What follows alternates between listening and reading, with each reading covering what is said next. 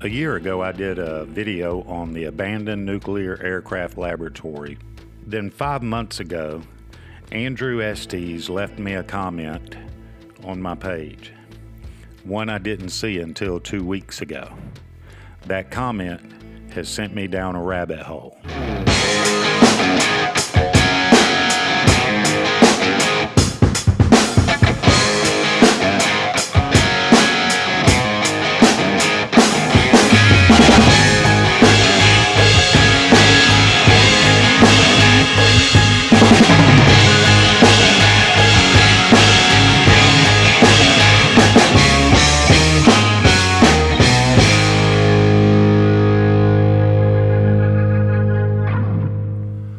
Welcome back to Keeping History on Two Wheels. A year ago, my two sons and I, Parker and Harry, went and did a story on the abandoned Georgia Nuclear Aircraft Laboratory. Now that's up in Dawsonville, Georgia, and it's now called the Dawsonville Forest, WMA. 5 months ago, this message came over from Andrew Estes, and I didn't see it until 2 weeks ago. And since then, it has sent me down a rabbit hole. A year ago, when we visited Genol, we knew the history of when they had the nuclear testing facility here and how they took aircraft parts and exposed them and the local wildlife area to unshielded radiation in order to find out how they reacted to being exposed to massive amounts of nuclear radiation. This occurred from the 1950s up into the early 70s. What the boys and I didn't know about was the sordid history of what occurred during the first week of January 2008. No trace yet of a missing 24-year-old Gwinnett County woman. Meredith Emerson disappeared with her dog while hiking in the North Georgia mountains on New Year's Day. Now investigators are also looking for another hiker they call a person of interest in Meredith's disappearance. 11 Alive's John Chiric is at Vogel State Park in Union County, where volunteers will return in the morning to continue their search. And John, you have some very latest information for us about that person of interest. Right, Brenda. This is a photo of the person of interest. The Union County Sheriff's Office released the photo and name of the person of interest within the past hour. He is Gary Michael Hilton of DeKalb County. Investigators want to talk with Hilton. They say they just don't know yet if Hilton had anything to do with Meredith Emerson's disappearance. Gary Michael Hilton was born on November 26, 1946. He suffered abuse as a child at the hands of his stepfather. He joined the military as an option given to him by a Miami, Florida judge, where he became a paratrooper. Mr. Hilton then used his VA benefits to become a certified twin-engine instrument-rated flight instructor, a certification he would never put to use. He was divorced 3 times by his mid-30s. Little did law enforcement know at the time, but Mr. Hilton had been very busy. On October 21, 2007, Irene Bryant's body was found near her car in the Pisgah National Forest. She and her husband were Gary Michael Hilton's first documented victims. Gary Michael Hilton is a small, unassuming man. If he walked up to you, you wouldn't be put off by him. That might be the reason Officer William Ballard of the Cherokee County Sheriff's Department wasn't suspicious of him when called to investigate a man trespassing on private property once known as the Altoona Wildlife Management Area on the morning of October 26, 2007.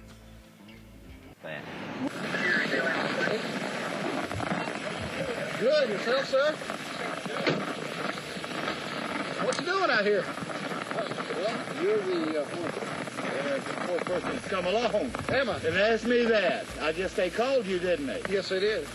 Yeah, I was going up I-20. I've got maps of the area, and I was headed to Cohutta, Actually from Lawrenceville, but I'm out of Chambers. Okay. And I camped out here 20 years ago. I can show you. I got a WMA map right now. You may have 20 years ago. Yeah. It probably was okay. And I was looking for Lower Sweetwater Road. And this is at night.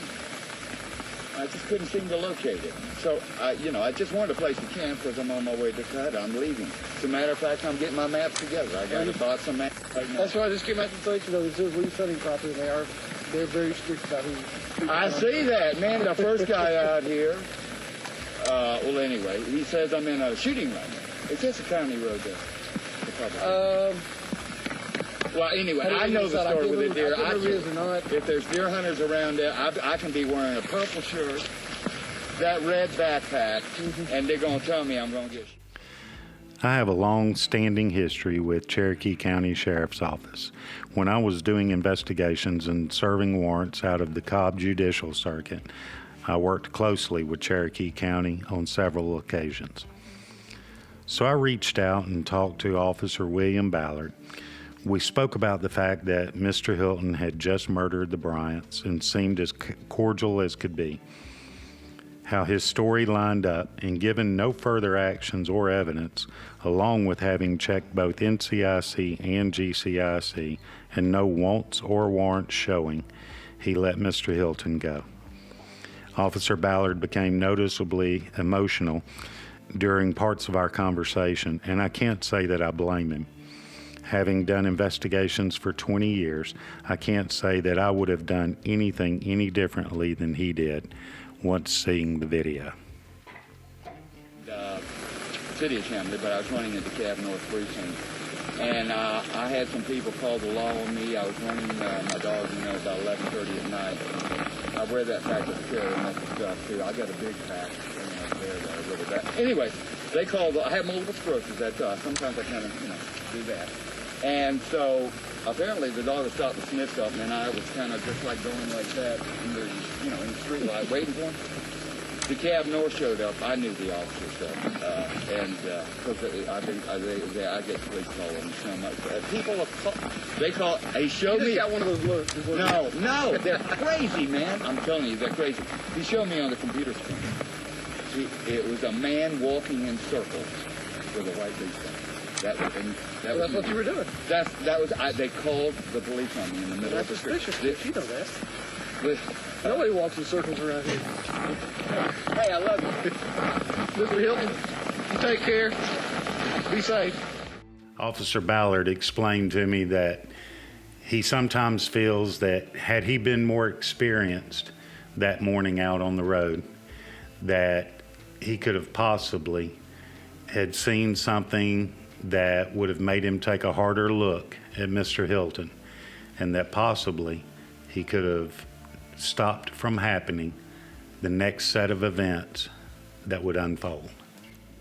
Having just killed John and Irene Bryant in North Carolina, then having interaction with Deputy Ballard in Cherokee County, Georgia, Mr. Hilton then moves on to Apalachicola National Forest in southwest of Tallahassee, Florida, near Crawfordville. On December 1st, 2007, Cheryl Dunlop went missing from her Crawfordville, Florida home. And on December 7th, her body was found by a group of hunters in the Apalachicola National Forest. Law enforcement have not put the pieces together at this point, and Mr. Hilton returns to the Atlanta area. Then on January 1st, in the area of Blood Mountain in the Chattahoochee National Forest, a young woman goes missing, and a massive rescue effort gets underway. The young lady's name is Meredith Emerson. No trace yet of a missing 24-year-old Gwinnett County woman. Meredith Emerson disappeared with her dog while hiking in the North Georgia mountains on New Year's Day. All day above Blood Mountain, the State Patrol's infrared detectors scanned for body heat below. On the rugged ground, Meredith! volunteers shouted Meredith Emerson's name. Meredith! She vanished Tuesday afternoon during a hike with her black lab, Ella. Witnesses say Meredith encountered an older man on the trail. Police now identify him as 60-year-old Gary Michael Hilton of DeKalb County. He also had a dog, and now police want to find him too. They say he looked like he'd been camping in the wilderness for some time. What stood out about him, everyone said he had bad teeth or no teeth. I'm praying hard. Family and friends, Meredith's parents, on the trails searching with everyone else. They say Meredith is a martial arts student, an experienced hiker, tough. Let me tell you something. Meredith Emerson could do anything. She is feisty. She is strong. She's tiny and petite, 120 pounds. But let me tell you, I have every hope that if anybody could, she can run those mountains. Investigators are interviewing everyone close to Meredith in Gwinnett County, her home, and in her native Colorado. And they're interviewing everyone else they can find who knows her, trying to uncover any other reason she might have disappeared with her dog, leaving her car at the trailhead parking lot. We're following up on everything. We are following up about her life, about her friends. Now, they're not going to give up hope. I'm not giving up hope. I'm hoping there's a cave or an area where a helicopter couldn't see it, but these saints on foot can. The person of interest, Gary Michael Hilton, was driving, according to investigators, a Chevy Astro van, possibly with one of these two plates on it, a Georgia tag 76APZ or a Georgia tag AFQ 1310. Anyone with any information about Gary Michael Hilton or the van, the minivan, or these license tags should call the Union County Sheriff's Office. The number is 706-439-6038. Again, 706-439-6038. This is where Mr. Hilton becomes suspect number one in Meredith Emerson's disappearance.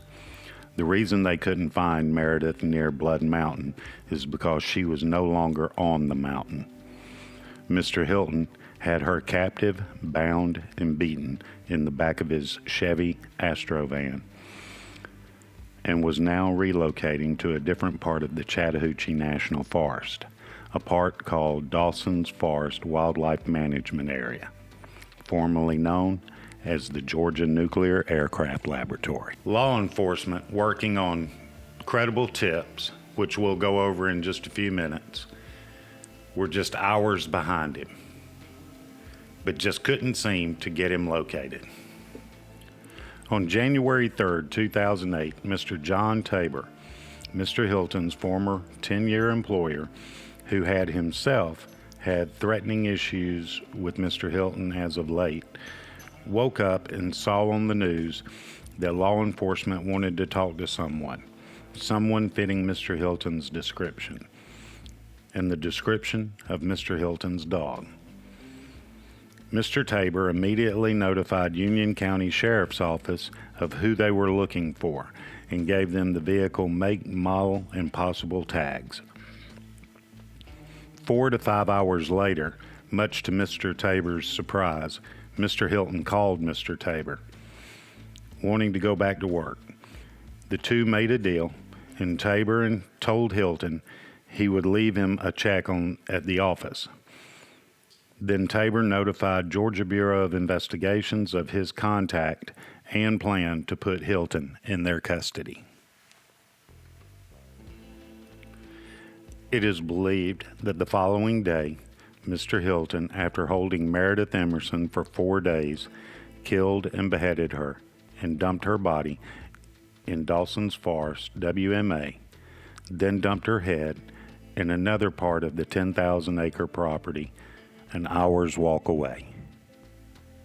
On January 4th, 2008, 3 days after Emerson was last seen, a witness at a Chevron gas station called DeKalb County Police and stated that the guy you are looking for is cleaning out his van. The police quickly arrived on scene and were able to stop the accused before he could bleach the interior of the van. Crime scene analysis obtained blood evidence that was matched to Emerson's DNA. Gary Michael Hilton was subsequently arrested and charged with Emerson's murder. The prosecution agreed to take the death penalty off the table if Hilton would lead investigators to her body. Hilton agreed and successfully led investigators to Emerson's body. Hilton claimed he had asked Emerson for her debit card PIN, and that when she failed to give him the correct number, he kept her for 4 days before killing her. Hilton stated he could not bring himself to kill her dog, and that when it came to the woman herself, it was hard. You got to remember, we spent several good days together. On January 30th, 2008, Gary Hilton pled guilty to the murder of Emerson. He was sentenced to life in prison with the possibility of parole in 30 years.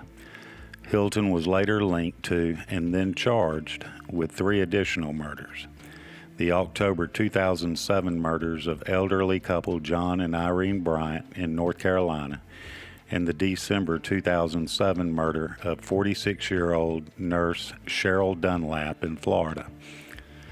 In 2011, Hilton was tried for Dunlap's murder and was sentenced to death. In 2012, Hilton pled guilty to the kidnapping and murder of the Bryants, for which he was sentenced to life in prison. There are 2 other cases that authorities feel Hilton is good for, but for the lack of evidence can't try him for. But the similarities are undeniable. Those cases are Rosanna Miliani in Cherokee, North Carolina in December 2005, and Michael Scott Lewis in December 2007 in Ormond Beach, Florida. 3 out of the 5 victims were decapitated. Hilton's final appeal was denied in 2018, and Hilton now sits Florida's death row awaiting execution. I really wish I had known about all this a year ago when the boys and I were at the Georgia Nuclear Aircraft Laboratory. I hope you enjoyed this video, and if you did, please hit the subscribe button. It's right over here. And don't forget to hit that bell so that you'll be notified whenever we do an upload. And don't forget that for the 1,000th subscriber, we're giving away this Insta360 360-degree camera.